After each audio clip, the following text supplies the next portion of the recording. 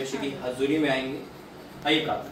धन्यवाद करते हैं पिता परमेश्वर, तेरा धन्यवाद करता हूँ अपने घर पे ले गया। धन्यवाद, ये तेरे लोग हैं मेरे परमेश्वर, तू उनसे प्रेम करता है पिता। मैं आपका धन्यवाद करता हूँ प्रभु जी, तो जिस घर पे अपने दास को भेजा उस घर का उद्धार होगा पिता। इस घर की हर नेगेटिव चीज से तू बचाएगा मेरे परमेश्वर। आज दोनों बुजुर्ग में है पिता, पिता को चिंता है अपने घर की, चिंता है अपनी लाइफ की, चिंता उस बेटी की पिता परमेश्वर। हाँ मेरे परमेश्वर, बुजुर्ग के साथ साथ बीमार भी है पिता, रोते हैं बिलखते हैं मेरे परमेश्वर। जब शरीर साथ छोड़ता है तो पिता कोई अच्छा नहीं लगता, सिर्फ ये लगता है कि जिम्मेदारी इतनी है, कौन आगे करेगा पिता। आज एक माँ बाप के आंसू देखेगा, इस घर के श्राप को तोड़ेगा, इस घर की हर नेगेटिव को तोड़ेगा।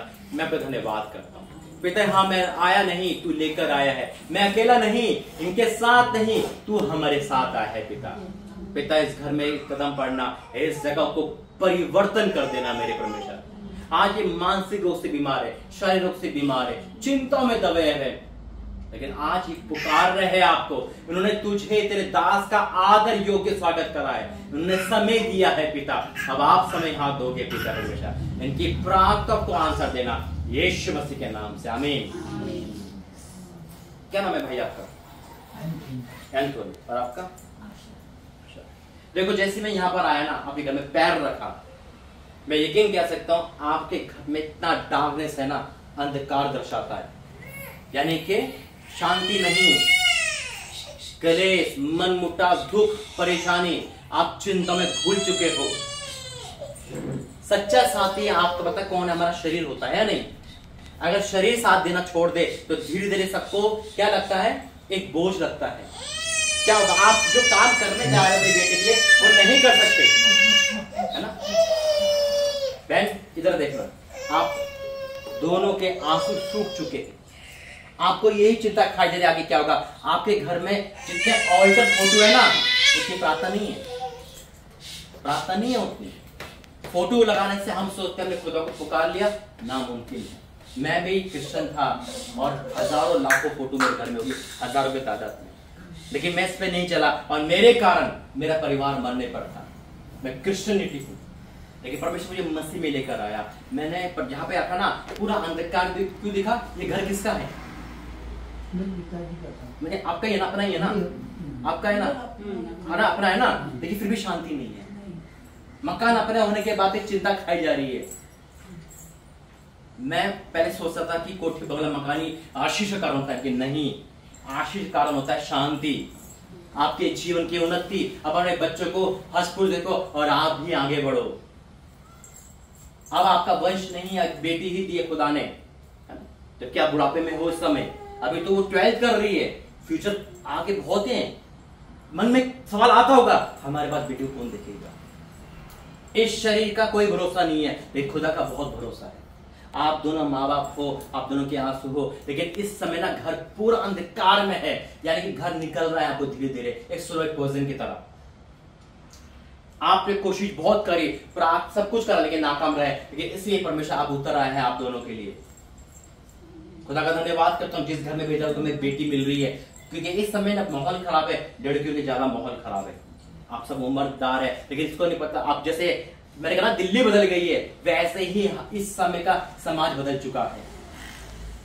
और जब माँ बाप बूढ़े हो जाते हैं, जब माँ बाप कुछ नहीं कर पाते, तो बच्चे अपनी लाइफ जीते हैं फिर।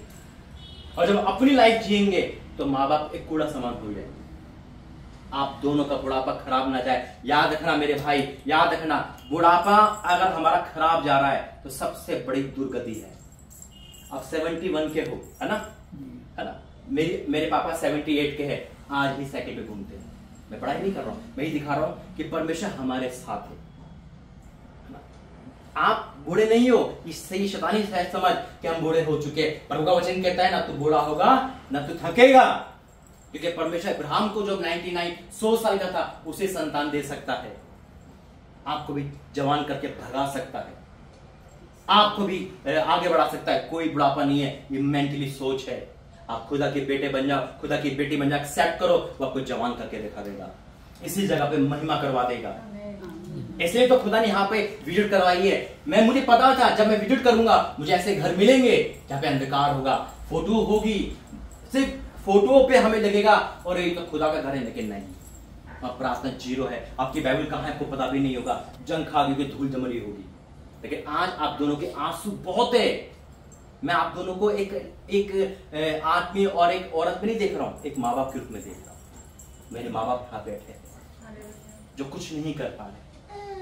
जब शरीर खराब होता है इंसान रोता है और कुछ नहीं करता। कहते ना मर्द नहीं रोता, आप जानते हो आप कितना रोते हो।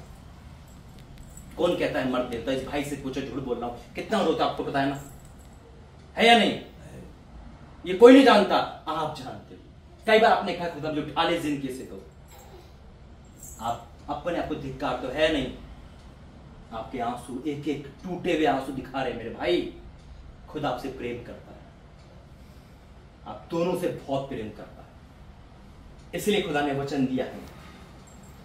मैं तभी पूछता हूं आपकी बीमारी कितने साल की है? मत देखो साल की बीमारी है, परमेश्वर हमारा प्रिय है। इस कैलेंडर को देख रहा है आपने? ये कैलेंडर देखा है? इंदौर प्रार्थना भवन है ना, ये दोनों मामा, ये मामा ये भांजे है। ये इंदौर प्रार्थना भवन पुणे में क्या कर रहा है? क्योंकि परमेश्वर बड़े काम करे। जैसे पुणे अनमार का हर जगह जाएगा, क्यों? ये भी कट्टर आरसी है, इनके पापा का नाम एंथोनी है। कट्टर आरसी उनके पहली बार गया था और अब मसीह में है। खुदा ने भवन बना दिया। ये भी मरने वाले थे, इनके बाद भी बच्चे अनाथ होने वाले थे। प्रॉफिट टेरेंस, मतलब ये सुसाइड कगार पे थे बच्चे, एक कुछ नहीं था इनके पास, लेकिन खुदा ने एंड टाइम पे इनका हाथ पकड़ लिया। वैसे आज आपका पकड़ा है, आज आपका पकड़ा है। लिख कर ले लो डेट, आज से परमेश्वर के जीवन में काम करेगा। आपकी बीमारी जाएगी यीशु मसीह के नाम में। डॉक्टर क्या कहते हैं मुझे नहीं पता, वैद्य क्या कहते हैं मुझे पता, रोबोट क्या कहते हैं मुझे नहीं पता। मेरा परमेश्वर कहता है चंगा करने वाला परमेश्वर है। और देखो आप नहीं आए वहां पर, खुदा आपके लिए अपने दास को भेज रहा है। कितना प्रेम करता है आपसे। बेटी कितनी बार आपसे लड़की होगी, ये प्रेम क्या कम हुआ आपका? कम नहीं होता ना। बच्चों के लिए माँ बाप का प्रेम कम होता है? नहीं हो सकता ना। हम आप प्रार्थना नहीं करते होंगे, लेकिन परमेश्वर तो फिर भी देखता है, अरे मेरा बेटा नहीं आया, शाम हो गई, सुबह हो गई, कहां है खोया हुआ बेटा? आप पुकारो, खुदा सुन रहे हैं आपकी। देखो प्रभु का वचन क्या कहता है। इसलिए खुदा ने विजिट कराना स्टार्ट करा है यहाँ पर। और याद रखना, पाप की मजदूरी मृत्यु है। वो मृत्यु जब हम जीते जी अपने आप को मरता हुआ देख रहे, अपने घर को कुछ नहीं कर पा रहे और हमारी लाइफ जीरो हो जा रही है। आप डिपेंडेंट हो गए हो, और डिपेंडेंट होना सबसे बुरा काम है, क्योंकि कोई सहारा नहीं देता भाई, कोई सहारा नहीं देगा। आपका शरीर आपका साथी है, और आज से आप शरीर ठीक होगा यीशु मसीह के नाम में। आप चंगा होना चाहते हो? आप ठीक होना चाहते हो? है या नहीं? चाहते हो ना? आज होंगे यीशु मसीह के नाम में। खुदा महान है जो आपसे प्रेम करता है। जब हम ठीक होना चाहते हैं तो डॉक्टर हम जाते हैं, तो डॉक्टर की सुनते हैं? डॉक्टर की सुनते हैं तभी हम मानते हैं।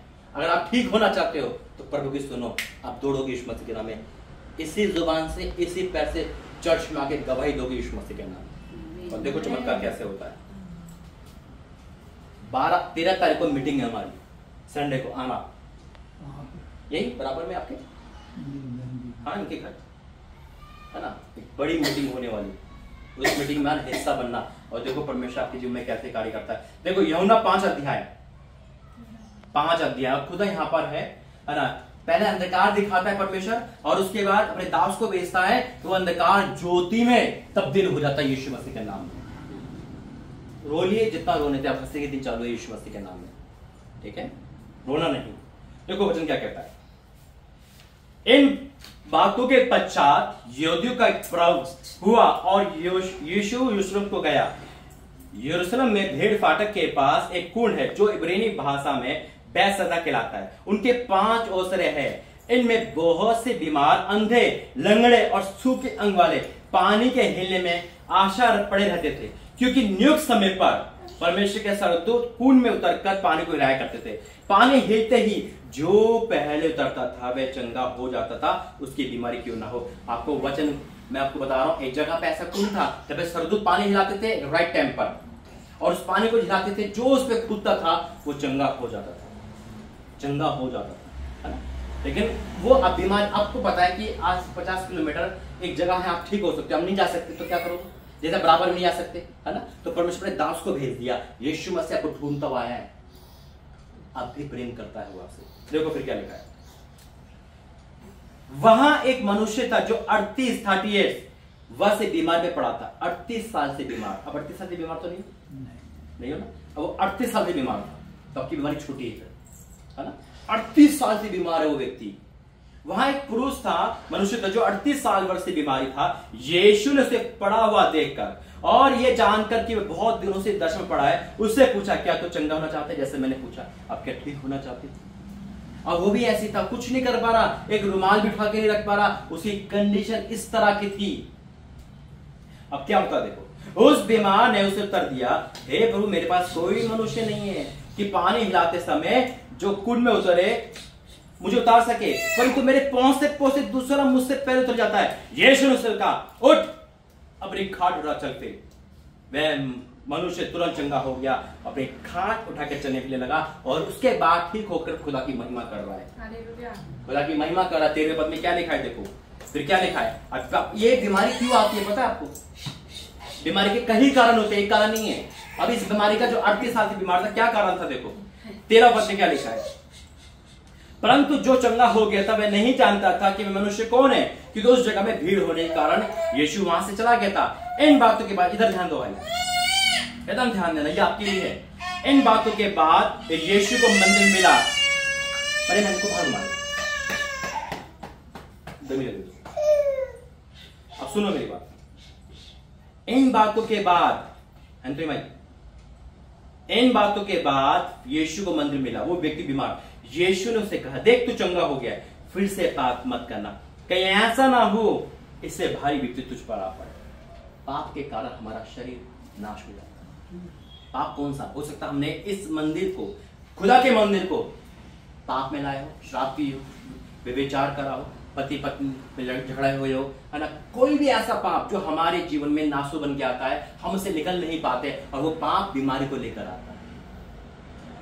लेकिन जब यीशु मसीह के लहू में आते हैं तो सब कुछ पूरा हो जाता है यीशु मसीह के नाम में। आज से आपके अच्छे दिन शुरू हो गए, बहन रोना नहीं।